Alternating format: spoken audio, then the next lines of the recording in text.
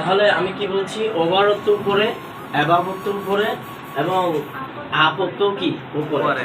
কিন্তু আমরা একটা জিনিস বুঝি না, সবগুলোর অর্থ যদি উপরে হয়, কোন জায়গায় আমরা কি বসাবো? মনে করো আমি যদি বলি the pan, the pen is on the table, the pen is on the table. আচ্ছা, এখানে আমি অন ইজ করছি, কি ইজ করছি? তা আমি বলেছিলাম মানে এই কলমটা টেবিলের উপরে, এই কলমটা কিসের উপরে? টেবিলের উপরে। তো উপরে ইংলিশ কি অন না? তো উপরে ইংলিশ ওভার হতে পারে, কি হতে পারে? তো আমি চাইলে the pen is over the table, এটা কি বলা যায় না? ওভার বলা যায় না?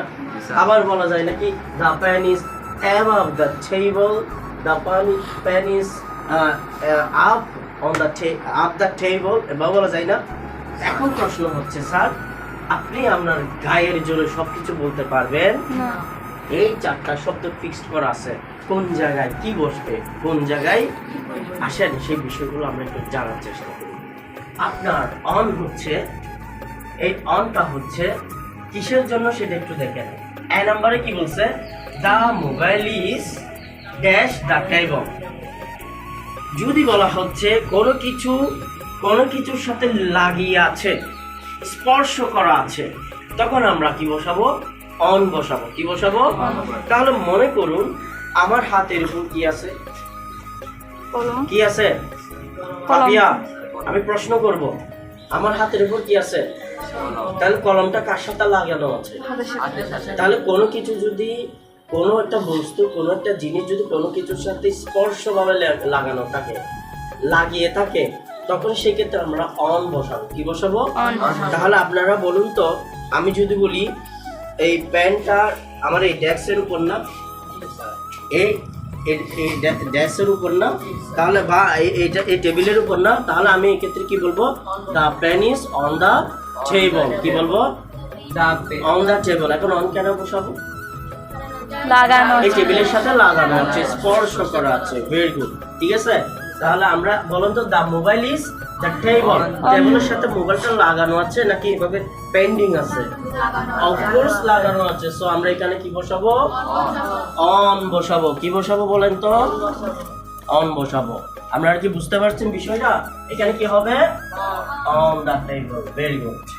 এবার লক্ষ্য করুন দ্য বার্ডস। আমরা কিছু শিখাচ্ছি না, কিন্তু প্র্যাকটিস করে করে শিখে যাচ্ছি, ঠিক আছে কিনা? দ্য বার্ডস ফ্লাই ড্যাশ, আমি বেশি রুলস টুলস শিখাই না। তাহলে the birds fly dash the building.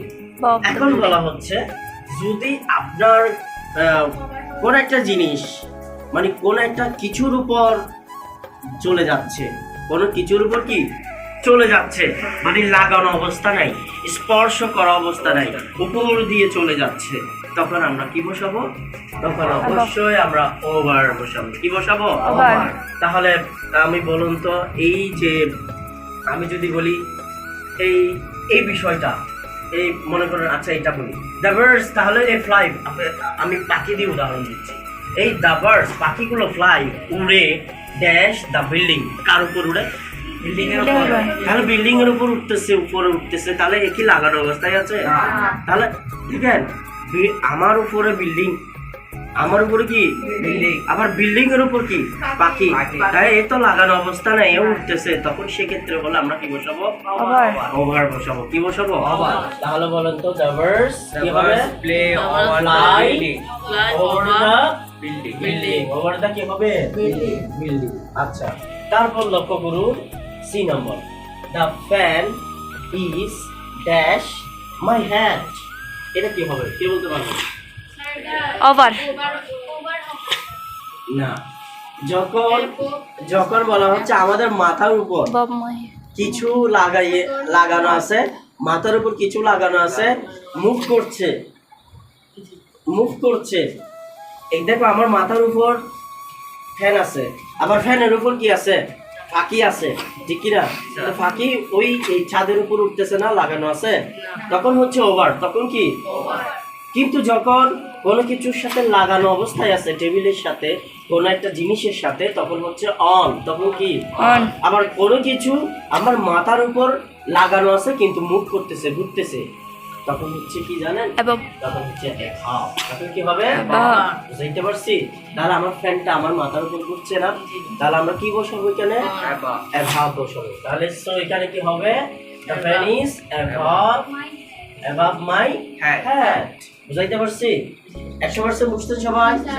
তাহলে আমাকে একটু পাপিয়া বলো, আমার এই গিফটটা, এই উপহারটা, মক্কা শরীফের উপহারটা আমার টেবিলের উপর লাগানো আছে, আমরা কি বসাবো? ওভার বসাবো। তুমি বলো। অন বসাবো। দেখছো পাপিয়ার কোনো মন নাই, কিন্তু আমি জানি। Just open your marks please, open your marks. হ্যাঁ, এখানে কি হবে? লেগে আছে না, এই টেবিলের সাথে লাগানো আছে না, এটা কি হবে? অন হবে। কিন্তু এই টেবিলের উপর যদি কোনো কিছু একটা উপর থেকে ঝুলানো থাকে, এখান থেকে কোনো কিছু ঝুলানো আছে, এই ব্যাগটা উপরে ঝুলানো আছে, তাহলে কি বসাবো? কি হবে? ওভার। কি হবে? অ্যাভাব হবে। কি হবে? অ্যাভাব হবে। Very good. আর যদি এর উপর ঝুলানো কিছু হয়, মানে ঝুলানো নাই কিন্তু সে ঘুরতেছে চারিদিকে, তখন কি হবে? আচ্ছা তাহলে বলুন তো আকাশটা কি হবে? রাইট, ওভার হবে, কারণ সে আমার মাথার উপর একদম বিল্ডিং এর উপর ঝুলানো আছে, ঠিক কি না? বুঝতে পারছেন আমার বিষয়টা? ওকে, তাহলে এইটুকু আমরা বুঝলাম যে আমার মাথার উপর কোনো কিছু যদি ঝুলন্ত অবস্থা থাকে সেটা অ্যাবাভ। একেবারে যদি কোনো কোথায় উপরে থাকে এবং সেটা যদি মুভ করে ঘুরে, আকাশ ঘুরে না, আকাশ ঘুরায় না, হ্যাঁ, কোনো কিছু মুভ করে আমাদের একদম সর্বোচ্চ উচ্চতায়, যেমন সেটা পাখি হতে পারে, সেটা প্লেন হতে পারে, সেটা উড়োজাহাজ হতে পারে, সেটা ইগল পাখি হতে পারে, সেটা আকাশ হতে পারে, সেক্ষেত্রে আমরা কি বসাবো? ওভার বসাবো। কি বসাবো? আর কোনো কিছু টেবিলের সাথে ঝুলন্ত অবস্থায় আছে, সেক্ষেত্রে আমরা কি বসাবো? অন বসাবো। ইনশাআল্লাহ ক্লিয়ার একদম? নেক্সট ডি নাম্বারটা দেখো। বলছে গো ড্যাশ দ্য হিল। যাও, কোথায় যাও? পাহাড়ে যাও। হিল মানে কোথায়? পাহাড়। তাহলে পাহাড়ে যাইতে বলতেছে, তাহলে পাহাড়ও কি উপরে না? পাহাড় কি উপরে না কি নিচে? উপরে না নিচে? অবশ্যই উপরে। তাহলে সেটাও যদি উপরে হয়, তখন কোনো কিছু যখন চড়ে যাবেন, কি বলছি বলেন তো? চড়ে যাবেন মানে জানেন যে অনেক সময় মানে হেঁটে ধরে যেতে হবে। হ্যাঁ, ধরে যেতে হবে, কাউকে ধরে যেতে হবে, বা শুয়ে যেতে হবে, ঘাস ধরে যেতে হবে, তোমার গাছ ধরে যেতে হবে উপরে, তখন সেক্ষেত্রে আমরা আপ বসাবো। কি বসাবো? আপ। তাহলে আমরা কি বলতে পারি? Go up the hill. কি বলবো? কোথায় যাও? পাহাড়ে চড়ে যাও। বুঝতে পারছি? অর্থাৎ যখন আমরা বুঝাতে চাচ্ছি, যখন আমরা নিচ থেকে উপরে যাব, নিচ থেকে কি উপরে যাব, তখন আমরা আপ বসাবো। তখন কি বসাবো?